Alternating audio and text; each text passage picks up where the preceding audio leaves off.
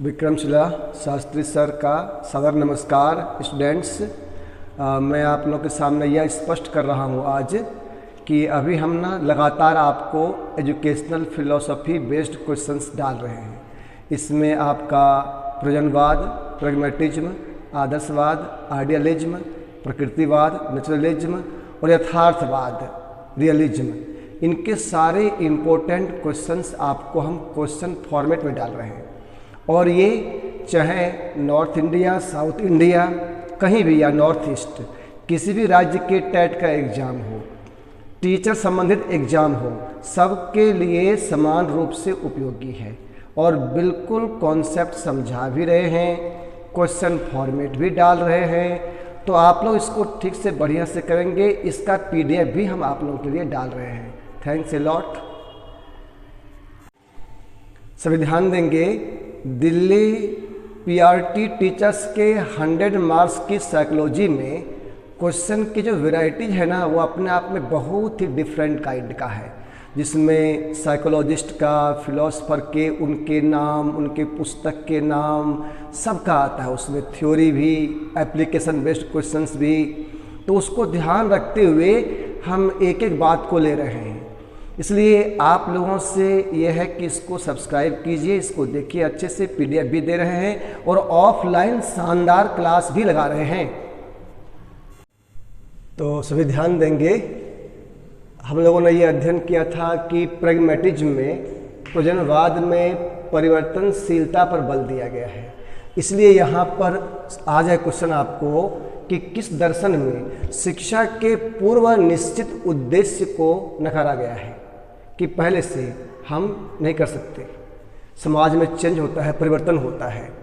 और इसीलिए आ जाए कि नवीन मूल्यों का निर्माण, नवीन आदर्श बनाना, गढ़ना, ये किसकी विशेषता है? तो ये भी विशेषता है प्रैग्मैटिज्म की इस दर्शन में। और प्रयोजनवाद में शिक्षा का उद्देश्य क्या बताया गया है? तो हम लोग ये देखे हुए हैं कि पहले से उद्देश्य निश्चित नहीं है, अर्थात समाज में जिस हिसाब से परिवर्तन आ रहा है उसके हिसाब से उद्देश्य भी बदलेंगे।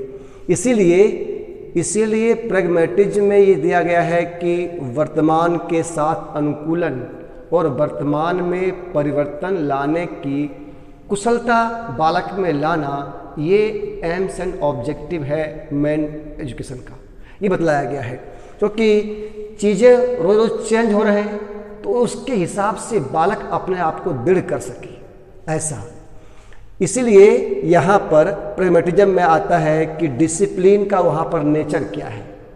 तो सोशल डिसिप्लिन, सामाजिक अनुशासन, समाज के हिसाब से डिसिप्लिन। इसलिए इसमें आपको ध्यान देंगे कि आता है बालक के सीमित स्वतंत्रता का समर्थक डैश दर्शन है। रेस्ट्रिक्टेड जो फ्रीडम है उसमें समाज के हिसाब से, ये इसकी प्रमुख विशेषता है इस दर्शन की कि सीमित स्वतंत्रता का समर्थक दर्शन का नाम है प्रयोजनवाद। क्योंकि प्रयोजनवादी दर्शन जो है, ये इसमें विद्यालय को समाज का लघु रूप माना गया है कि विद्यालय जो है समाज का लघु रूप है।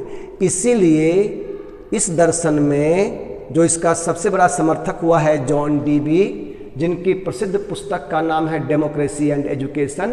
आपने उस पुस्तक में उन्होंने प्रोग्रेसिव एजुकेशन का कॉन्सेप्ट दिया है और वहाँ बताया है कि विद्यालय सामुदायिक जीवन की प्रयोगशाला है। इसलिए आता है क्वेश्चन कि विद्यालय को कम्युनिटी लैब किस दर्शन में कहा गया है और किसने कहा है? तो प्रैग्मैटिज्म के समर्थक जॉन डीवी ने ही कहा है ये बात।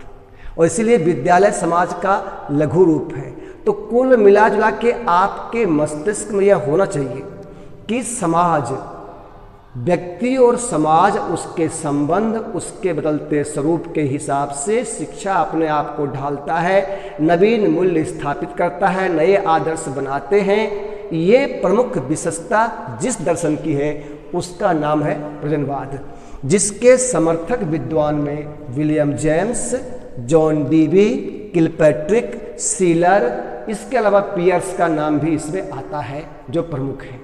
इसलिए आप लोग पढ़े हैं ना कि प्रगतिशील शिक्षा है उसका जनक कौन है? जॉन डीवी है। और जो ये दर्शन है प्रैग्मेटिज्म, इसका प्रवर्तक मानते हैं विलियम जेम्स को। और ध्यान रहे आपको, विलियम जेम्स जो इतना महत्वपूर्ण है और ये पायनियर है जॉन डीवी का, ये जॉन डीवी। और आज अपने भारत में जॉन डीवी के फॉर्मूला बेस्ड शिक्षा की बात होती है। उस विलियम जेम्स, वो विलियम जेम्स स्वामी विवेकानंद जब अमेरिका में गए थे ना, तो वहाँ पर उनके चरणों में बैठ के कहता है वो कि भाई कंसंट्रेशन का सूत्र क्या है, ध्यान का सूत्र क्या है, वो हमको बताइए। देखिए हम भारतवासी कितने सौभाग्यशाली हैं। बहुत अच्छा।